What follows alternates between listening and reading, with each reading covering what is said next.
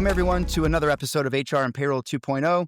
I'm Pete Tiliakis, and as always, I'm joined by the legendary Julie Fernandez. Welcome, Julie. Thanks, Pete. And Yes. today we have a couple of guests. I'm itching to get to know them and to find out what's going on. So why don't you tell us who we have today? Yes. Yeah. I'm super excited. These are two folks that I spent a lot of time comparing notes with over the last several years, and just love their perspectives and research. It is Bergin and Jared Levine, who are both financial analysts with TD Cowen and have some tremendous insights and a pulse on what's going on in the HR tech marketplace and the sort of adjacencies to that. So super excited to have you guys. So welcome, Bryan and Jared. Good to have you. Thanks for having us.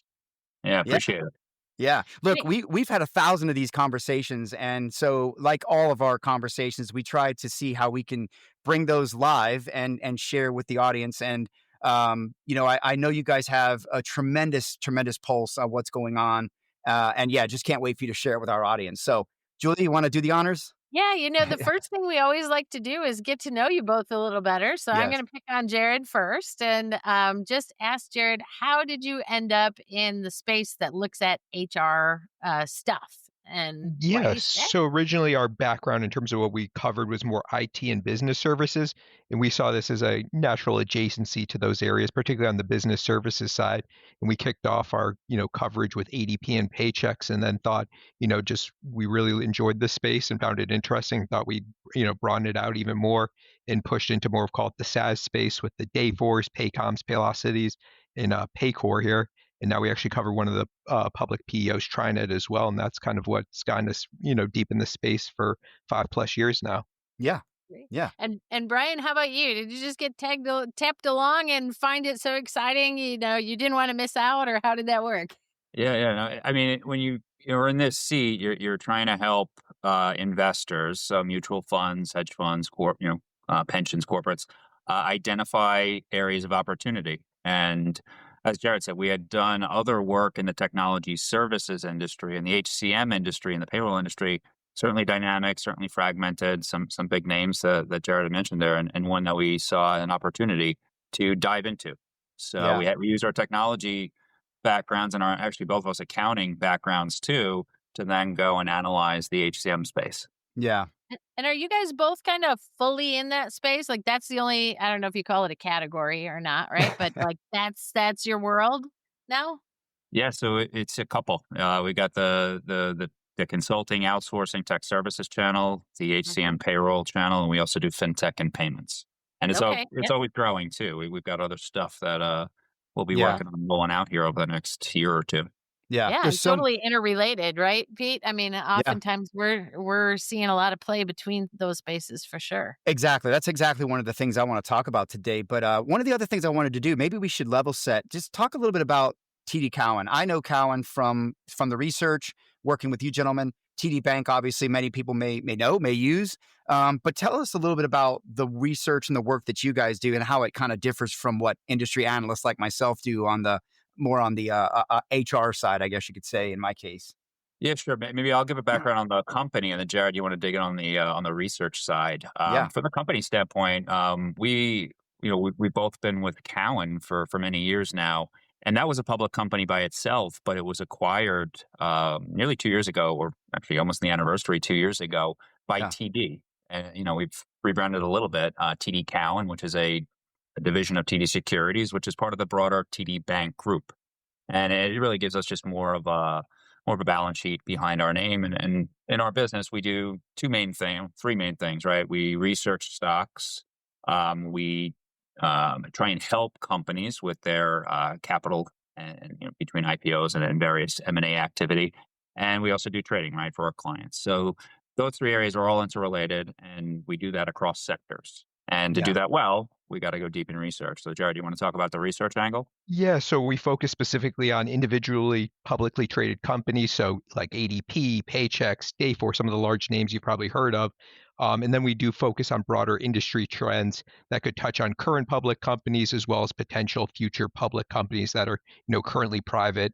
Obviously, this is a very vibrant, private ecosystem within the HCM. So, yeah, we try to go deep on not just servicing the current trends, but also predicting the future trends that some of these really, rapidly growing privates Yeah. are trying to approach. Yeah, you guys do a tremendous job. I have to be honest, man. I love comparing notes with you and kind of talking shop, if you will. But maybe before we leave there, I want to just kind of talk like who's right for your research, because I think maybe some folks aren't familiar. How do they engage with it? And like, who is the kind of your key customer and can benefit from this? Yeah, so it's institutional investors that are clients of TD Securities. So that would be Okay. mutual funds, hedge funds, pensions, but also it is the corporates as well too. In terms of many of the public as well as private companies are also subscribed to our research through relationships. But Yeah. that's and then we often outreach to private companies and try and engage with them in terms of understanding what's going on in the market in terms of similar to what you do. But yeah, just from more of a pulse on our end as well. Yeah. No, I It's love always that. I love that. multiple audiences, which is sometimes you have to be balanced, right, with the No. message. You got to be mindful of that, and but Yes. we always try to be. But to Jared's point, it's I guess number one those institutional investors, but at the same time too the corporates and particularly the private ones that have to pay attention to the public world and see about how things are positioned, how strategies evolve, things like that. Yeah. Yeah. Absolutely. No, I was just going to say that that's really helpful because I think more folks are familiar with just the analysts, like in the HR space, the HR analysts who are putting out the grids and the peaks and the maps, right, Yeah. of providers. And this is just a different lens, and some of the research is incredibly valuable to all sorts of consumers, no matter whether Yeah. they would directly consume your research or are just involved. Yeah, and we benefit from the great work that individuals like yourselves do Yeah, too. We're looking at those quadrants ourselves. Yeah. yeah, Yeah, yeah. absolutely. Yeah, well, you guys do a great job, I think, breaking down. I always read 10Ks of the major vendors that I work with and across the market anyway. But you guys do a great job of synthesizing that and really giving your perspective. So shout out to your research. If anyone out there is interested, I'll try to pop a link in down here. I'll get that from you guys, Brian, and we'll make sure you guys are able to share that. But look, I want to jump right in. I got a lot of questions, and I'm excited to kind of get your perspective. So if you don't mind me putting you on the hot seat, we'll get started if that's all right. Um, so look, first thing is, I'd love if you guys to talk a little bit about the health and the state of the HR tech marketplace, kind of what you're seeing from your vantage point and your lens, and more importantly, what are you excited about, and what are you seeing investors get excited about when it comes to the HR tech space? Yeah, I'd frame it as it's been pretty consistent and stable the last, call it year to 18 months after, a really hot, elevated demand environment, call it from 22 to the latter parts of 23 here. It feels like there was a bit of a slowdown in the later half of 23 through 24, but it feels like it's been pretty consistent here, at least the past, 6 to 12 months here, which has been good in terms of investor sentiment as, I'd say there was some increasing caution regarding, what's going to happen with the employment environment as well as demand environment. But it feels like it's been pretty consistent and stable here in terms of what we've seen. And Brian, what would you say in terms of like what's most exciting here? Yeah, I think there's certainly questions right now with all the volatility in being caused by the U.S. Administration and all that change. So there are questions of okay, what direction do we go next? Can we sustain that stability, or is there going to be some type of a deterioration on the employment front? Other things that are interesting are what's how is the M&A environment unfolding? There's been some transactions announced. This has always been an industry where we feel like there is logical consolidation, just given how fragmented it is, and that's also a big point of focus for Wall Street.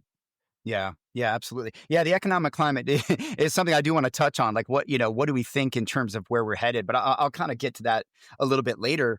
But Brian, one of the things you mentioned that I've been really focused on is that convergence between HR tech, fintech, and even some adjacencies out there. Like, what do you see in that way? Like, what do you think about what's going on there?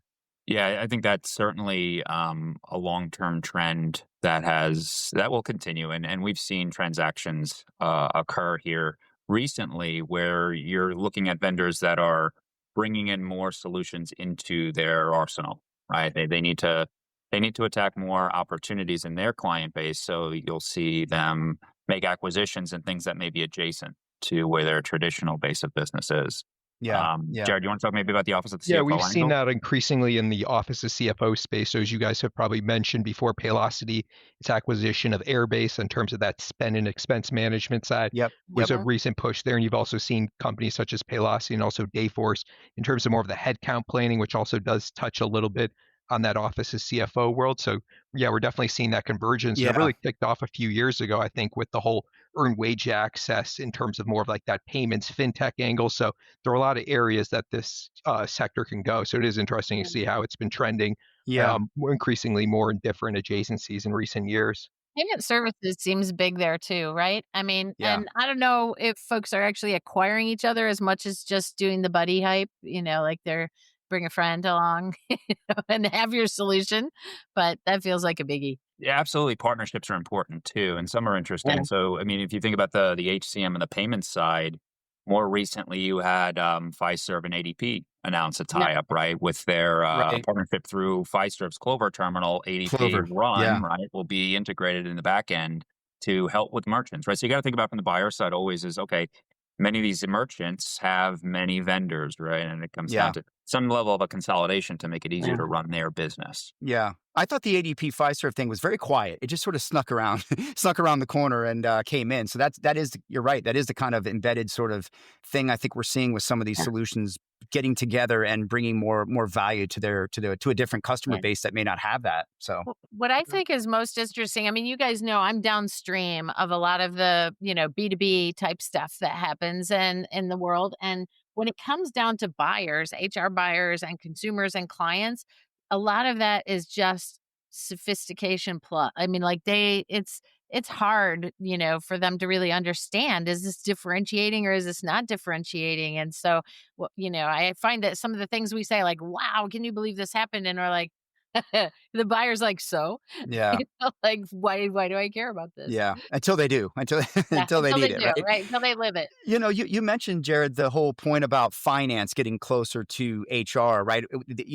Hi Bob. We talked about Hi Bob on here, not publicly traded, but they picked up Mosaic, which was an FP&A solution that is now giving a very nice synergy to the HR data that's available in their platform. But one of the things we were talking about, and we've kind of been dabbling in here, Julie and I, or I've been thinking about it, is how much ERP do you think that the SMB wants, smaller markets, smaller firms want with their HCM?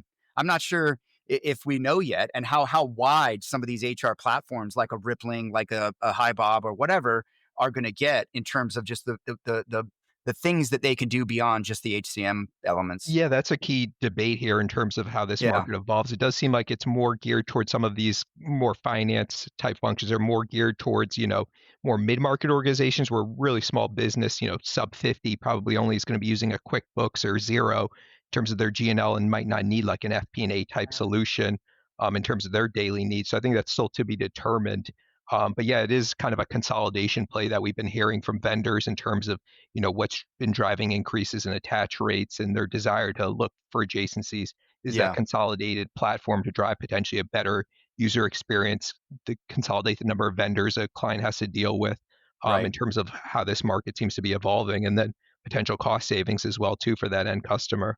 Yeah, yeah, exactly. How about just any other trends that you guys are seeing that maybe we haven't really talked about here? Anything popping up that kind of you didn't see coming that you're noticing? Nothing too surprising here. It does feel like global, still continue to see in terms of the global payroll front, a lot of Yeah, investment there, interest there in terms of some of the consolidation of vendors or modernization of solutions. But yeah, nothing too surprising here. I'd say maybe a little bit on the office of CFO the last past year was yeah, probably the key surprise. yeah, A yeah. little No, a it's little thing called AI, I would say, is the other thing, right? So, not that we don't see it coming, but it's the question is what is the offerings that yeah. are being proposed by the vendors, and how does it then impact their business models and their financials? Yeah, yeah, the plays, right? How they're playing this, I think, is really interesting. And I actually think the ones that are going a little bit slower and being more cautious and purposeful will probably be the ones who will be more successful with it. I think the ones that have rushed off from a marketing standpoint, trying to maybe garner some attention out of it, I think it might be a little bit short sighted versus the long game. But Yeah. what do you think about that? You agree? Yeah, I would agree that some of the ones that may be a little bit more disciplined will have that ability to leapfrog.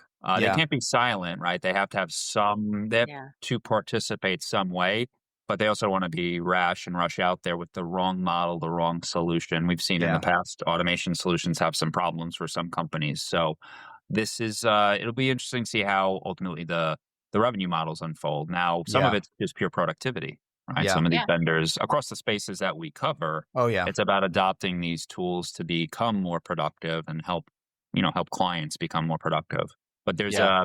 there's a big debate in the market about winners and losers from generative AI, and also too even companies in the broader software space. The question of, okay, where's the money? Right, we're Yeah. hearing a lot of Yeah. marketing and a lot of Yeah. conversation with dollars that should Yes. follow that.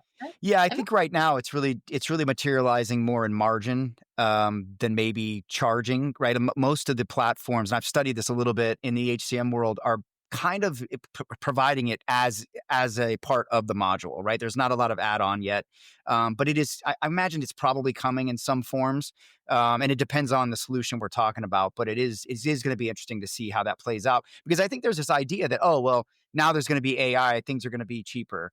I've actually heard some people presenting that way, and I'm not exactly seeing that yet. And I don't know that that makes sense in terms of just the fact that you're stepping into an innovation cycle like any SaaS buy, or even an outsource buy, managed service buy, where you are not necessarily going to save money. You're capturing something a vehicle that you can't necessarily develop on your own, and there is a premium for that. yeah. We would Yeah, agree with that. It feels like it could be supportive of price increases, even if vendors don't potentially charge a separate SKU for that. We've yeah, fielded more, I guess, investor questions regarding longer term impacts to overall employment, since these tend to be, price per employee. That, does this drive so much, not just specifically HR tech vendors, Gen AI solutions, but yeah. just broader Gen AI solutions? Does that reduce the employment levels at companies broadly? And then does that impact HCM vendors' revenue stream, since it is a seat-based model there? But I Right. think it's still a little bit early, and then some of these vendors might shift to more of a subscription-based model to offset Yeah, that. I think developing that and first making your own shop internally productive and efficient, you learn things along the way, and there's such a feeling that clients are demanding this up front for their own use, and if the back office hasn't figured out how to internalize use itself, there's some inherent risk to that. And so you're asking for it, asking for it. I had a leader, as I was preparing for a conference topic, tell me, "Oh, well, you talked about AI last year, so what's next?" And I'm like, "Are you kidding me? Like, we're just starting with yeah, AI, and just because people have talked about it, it's doesn't mean it's not a trend. It's like it doesn't even exist in most yeah, yeah. organizations yet. So It's roll like, your yeah, bets, great, you landed on the moon. When's Mars come? When are we getting to Mars? Yeah, Like, I whoa, can't take this off of the trends list just because it was on there, yeah, last year. That's ridiculous. yeah, Yeah. yeah, No, that's true. It's interesting you say that too, because other technology cycles have also had time to incubate outside of the mainstream and the public eye, right? So that's something that we've Yeah. had discussions with in other parts of our coverage about, this hit everybody's feeds, everybody's talking points on day one, whereas things like cloud and other automation technologies had 5 years, right? Yeah. Behind the scenes working with technologists, not necessarily the mainstream, and certainly not the senior management Yeah, and the boards of major companies. yeah. yeah. Last year we saw. I think we ended the year. Shout out to George LaRoque over at One Work Tech. I think they do a great job, following the investments that are coming in here into the market. It was pretty healthy last year, and I love the fact that payroll and compliance was quite up there in the top echelon, if not the top. But what are you seeing as far as that goes in terms of investments coming into the market? Because I think things. I thought maybe I know things slowed a little bit from kind of that post-pandemic pop we had. What do you see in that way? You think it's still pretty healthy?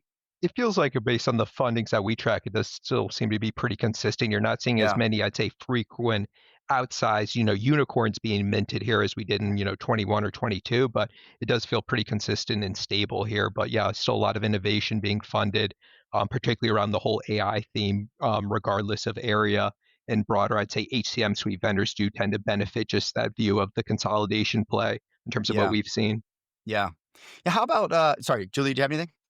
No, well, No? I was just wondering about buying, innovation, AI or integration innovation, those types of innovations being incubated in small startups and then, quickly bought and incorporated as a means to kind of catch up and stay on top of that. if that hits the radar as well, or that's Those kind of the tend to be, yeah, the targets of their acquisitions in terms of like tuck-in capability-driven acquisitions. We've seen that a lot, particularly in the talent acquisition and talent management space. It's not been a historical strong point for our more payroll-centric vendors. So definitely see that in terms of the targets they're acquiring.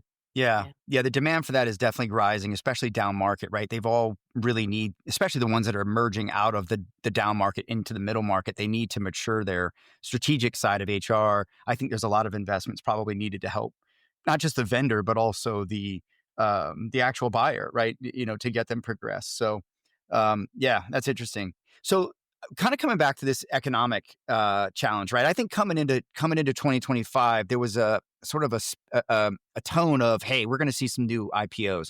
There were some that kind of got put off until after the election, which makes total sense. Now, I don't know, right? We've seen the stock market kind of rattled a little bit with some of the tariff stuff, but what do you think about the IPO front? Like any pulse on what that might look like this year? What we could expect? I'd say there's a lot of stops and starts. Honestly, Yeah, there were a couple of technology deals late last year that came through. Felt like there was going to be a window open here in the early part of this year, but just given all the volatility from policy and the uncertainty caused by that, and just the day to day gyrations in the stock market, it makes potential issuers a little bit nervous, right, about going yeah, to market. So it does feel like it has extended the potential conversion of that pipeline. There's certainly good quality companies in the private markets that we would anticipate to aim coming uh, public over the yeah, next 2 years. But whereas I think there was a lot of optimism last year that 25 was going to be a better year. Right now, it's a little bit more cautious, just given yeah. everything that's going on. Hey, hey, I'm Katie Van Horn. And I'm Jackie Clayton. We're your hosts of the Inclusive AF podcast, where we take on DEI, leadership, and HR without all the corporate fluff. That's right. We've got decades of experience, a lot of opinions, and zero tolerance for performative anything. Every week, we dig into what it really takes to build inclusive workplaces with honesty, strategy, and a few side eyes. We'll talk about the tough stuff, power dynamics, privilege, what's broken in the system, and how we can all do better. And don't worry, it's not all heavy. We bring receipts, laughs, and real talk from people actually doing the work. Think of it as your weekly dose of truth, tips, and a little tea to help you lead with intention and show up for your people. So if you're ready to push past the buzzwords and get into the actual work of inclusion, you're in the right place. So subscribe to the Inclusive AF podcast. New episodes drop every week. Catch us on Spotify, Apple, or wherever you get your podcasts. We'll be here breaking it down one inclusive convo at a time.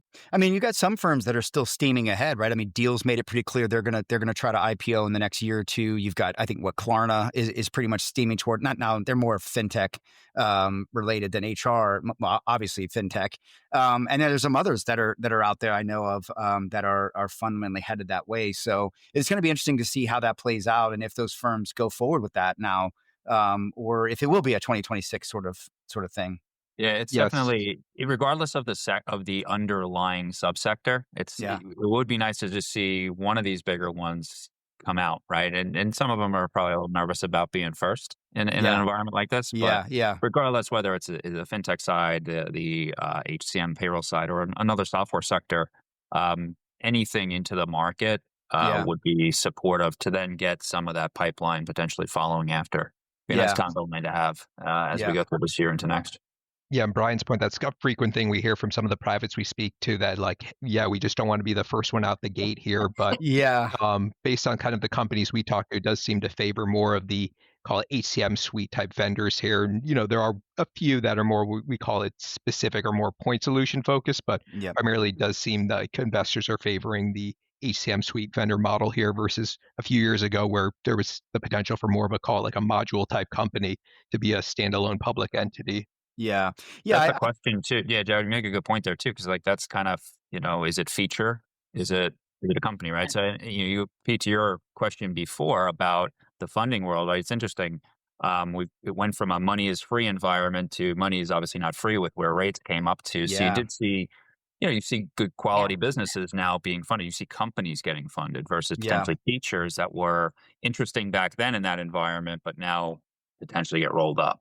Yeah. Yeah. Interesting. One thing that I'd like to ask you guys about is when do you see a point at which a provider has bought so many things, like when is it too much? And you're just seeing them pick up things here, there, and everywhere. And it's like, how could they possibly be operationalizing this fast enough on the back end? Or where does that come in, You would fit see in that with in the terms of synergy? their margins. When their margins just Yeah. continue to trend lower, there's just too much drag from that, and they're just spending too much on resources to try and integrate that. And then even on the growth side too, if it doesn't lead to acceleration or organic growth profile, it's probably not working out well. So those are the kind of the key things we focus on, not just the total company growth, but how much of that growth is really truly organic. And some of these acquisitions are supposed to accelerate that Yeah. organic growth.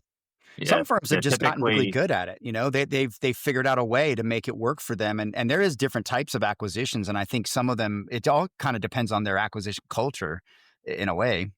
yeah, Peter, that's exactly right. And I think too, Yeah. you think about the messaging when these deals are getting done, these synergies on both sides of the equation from growth and earnings. And when that synergy commentary starts dying down, you can typically tell, all right, there may be a problem here. This isn't working. Yeah. And it is. You're right. It's hard to do everything well.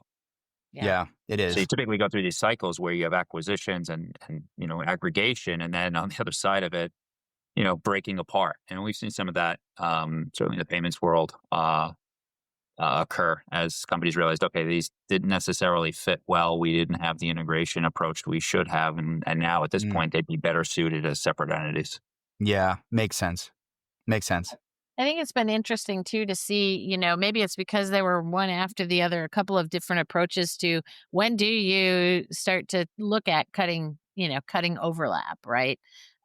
It seemed for a while like when you had a merger and acquisition, something come together, it was pretty instant. Like that's one opportunity to cut what you expect to be overlap or fat. And then we've seen others that have happened, historically that are big ones in the HR space, like a UKG, with Kronos and Ultimate, where that's on a 2-year lag, right? When they start to make some of those decisions. And it just feels like the lag was never happened much before. Folks just kind of went into it all ready to, sort it out. Yeah. Yeah. Yeah, it also depends on if I guess UKG also had the benefit of being in the private markets where there wasn't as much scrutiny in Right, right, terms of right. the quarters, but Yep. yeah, it's definitely dependent on the investor base there. But I guess the Yeah, investors in UKG were willing to make that a little bit more extended of a period. yeah, And more broadly, these type of times now where things do get tight and cost becomes a priority. This is when you make some of those rationalizations. So that's yeah, certainly happening across public and private companies now because the CFO is looking at everything, right? Every dollar going out the door is being scrutinized, Yeah. and you have to Yeah. yeah, justify businesses and things you may have acquired in the past. Yeah, yeah, I think that was a very unique merger. I worked with both firms, Ultimate and Kronos, and I think that was a very synergistic play there. Obviously, the same yeah, yeah, ownership, and they're one that I feel like and this is my opinion personally. You can kind of see that I believe longer term they're probably ready themselves for an IPO. If you kind of look at the new leadership that's come in and some of the ways that they're shaping themselves, you could probably see that possibly coming maybe someday. Again, well, who knows, right? Well, I actually feel yeah, like, that lag is more helpful, to buyers and end users, yeah, right? Just because, it messages that there's, sure, there's synergies, but let's just put it together yeah, first. So, I know it's made not the sense. usual way, Also at but that scale too, it feels like now we've heard recently with the Paychecks and Paycor potential M&A there as well too Right. that Paycor would continue to operate as standalone right, solution. So there might be an Yeah. element of just the size of the organizations being a key determinant because obviously it's a much easier to cut when it's a 10-person shop versus yeah, thousands of employees and much multiple product sets. Yeah, yeah, yeah. I don't think that deal is actually closed, right? Is that Not yet, not quite at yet? But least. obviously it'll probably get there. I'm sure. I hope it will. We talked about it, right? We covered it. It was. I mean, it made sense. It totally does. But so maybe to ask your opinion here, and not asking you to necessarily, endorse anyone or anything, but what do you think? There's any brands or any types of solutions that are really nailing it right now? Categories of solutions, even that you feel like are just. I mean, obviously we've talked about Deal a lot on here with all the news that they've been making in terms of just product and the acquisitions. But any brands or any just solution areas where you see it's just really nailing it in terms of growth? Yeah, I'd say overall Yeah, HCM suite vendors too, just in Yeah. terms of yeah, that consolidation play. And that's across the spectrum from the SMB focus one, the very low end with like a Gusto, all the way yeah. up there to like a UKG in terms of more of that enterprise market. It feels like We the might have earned lost wage you there, access Jared. vendors Yeah, continue to have a healthy market there in terms of, benefiting the financial yeah, wellness of employees in that market. And it's interesting to see more of the EOR vendors increasingly shift to more of a single solution. So whether that's contractor payments, the EOR model, or global payroll, it seems like that's been an interesting trend, and it seems like that was the right play for the ones who took that approach. yeah, yeah. Speaking along that lines, EOR, you think we'll see more consolidation? I think we will. I think we have to. I think It there's a number of feels those like there's firms always that a are. new one announced every I week, but yeah, know. it feels like at this point, yeah, yeah, Everybody's doing it. likely. Yeah, I just feel like it has to happen, right? There's got to. I think a lot of them are at an inflection point with their offerings, with their growth, and there's a lot out there, but there's also it's hard, right? There's a lot of churn, so it's going to be interesting to see if those more of those guys get together. Obviously, we've talked about the deal Safeguard, which was more on the payroll side.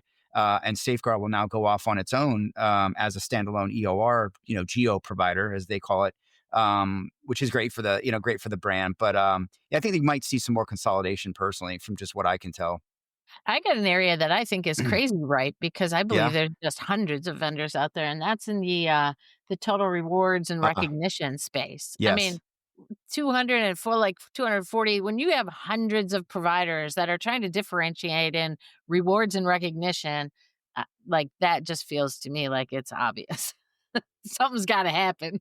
Yeah. Yeah, it feels like all these categories. I think we've heard stats even in terms of payroll in the US. I think we've heard stats up to like maybe or an estimates up to like 10,000 payroll vendors alone in the US. And then, with embedded payroll solutions, it feels like maybe that number could even grow. Yeah. So yeah, it does feel like it's tough to Yeah. just do standalone payroll and really anything kind of standalone. And that's why more vendors just are naturally look to adjacencies to expand their market opportunity to scale, or they just, naturally be acquired. Yeah. Yeah. I mean, I'm still talking to vendors in the HCM and payroll space that are outside the US that are now coming this way and targeting harder. I think you see Personio's put a flag here. They're going to be targeting, obviously, High Bob's leaning Bob, into the Darwin US, box. Darwin Box. Darwin So a Bob. lot of these little, I wouldn't say little anymore. These darling sort of startup HCMs are really expanding their footprint and starting to push into the North American market. And I think they're gonna be disruptive to the same old the pays, right, that have been around the block for a long time and have great growth.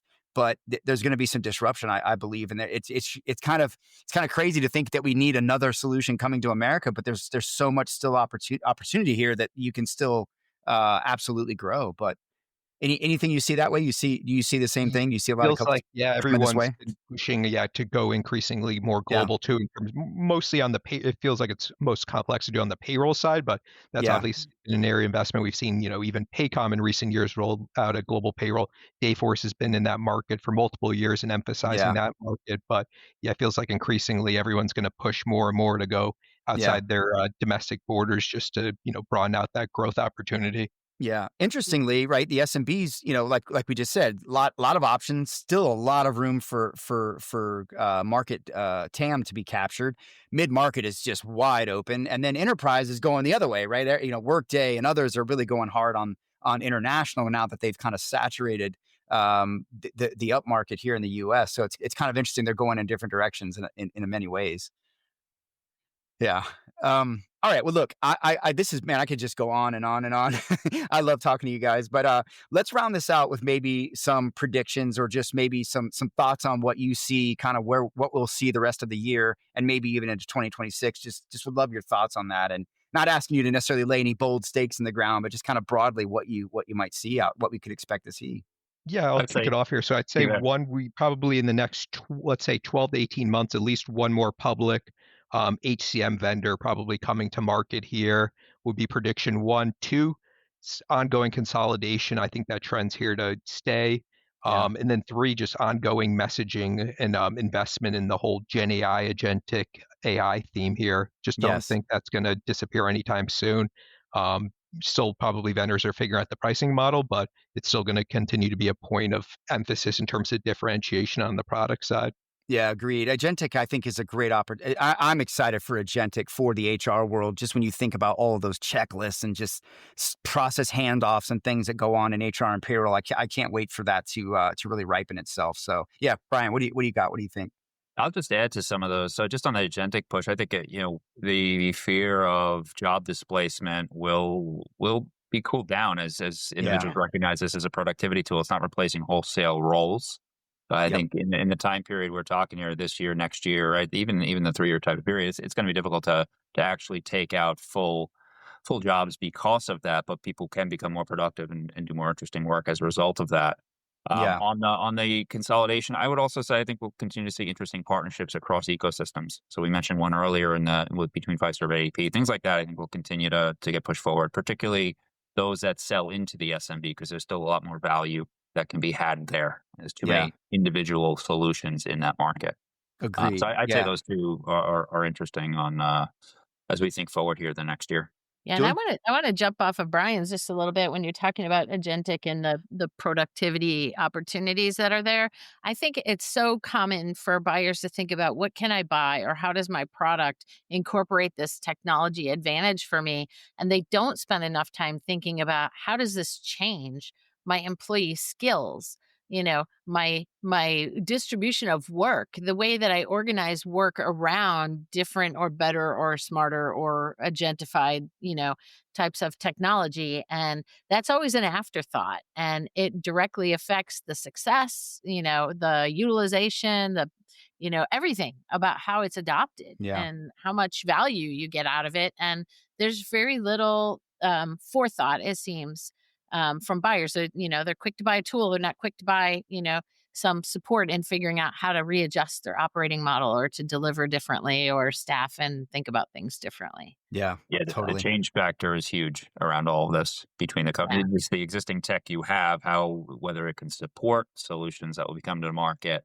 whether you have data that's actually organized and structured the right way, and even the processes, right? The way things Yeah. are done, can always be done better, particularly now if you have these new applications that are coming in. So there's wholesale change that needs to happen. That's why the adoption of these tools will take time in the enterprise. Yeah, agreed. Yeah. Yeah. Yeah. Interesting. Well, guys, this is so good. I love it. I appreciate it. I hope you guys, I want to actually make this an annual thing. Maybe you come back every year. We come back in Q1 after Q1 or something and kick this off. So you're always welcome to come back. Where can everyone connect with you? And I'll definitely share the links. And connect through your research as well. Yeah, they can reach out to us over email. My email is jared.levine@tdsecurities.com. Brian.Bergin and just hit us on LinkedIn as well. Yeah, Yeah. I'll share those. And how about the research itself? Is there a? Can you guys give me the link to that? I can share that for you, and we'll make sure. Yeah, depending on the piece, we can always have conversations, and Yeah. if there's interest in jumping on our list, that's something you can reach out to us through the email. Okay. Perfect, man. Awesome. Awesome. And hey, where would we see you on the road? Where will I see you? More importantly, Definitely HR tech. HR Tech. Okay, that's your next one. Potentially, we'll see. Oh, come on. We'll see before then, but that's our primary one that we go to, and we'll be at some All right. company specific events after that as well. Yeah. But we'll see. And Brian, you gotta come back on the source if you're at Money 2020. I'm sure we'll be recording there. I'd love to have you guys. And maybe who knows? Maybe you guys will be at Payroll Org, any of those, whatever. Just would love to connect with you, and always happy to shine a light on what you're doing. Yeah, we'll be at those. We'll certainly be at Money 2020 again, ETA in a couple weeks, and Okay. always interested if there's new and interesting events across these sectors. We always want to hear about them. Yeah, absolutely. Well, thank you so much again for coming on, and it's always great to see you. So yeah, we will catch you guys next time.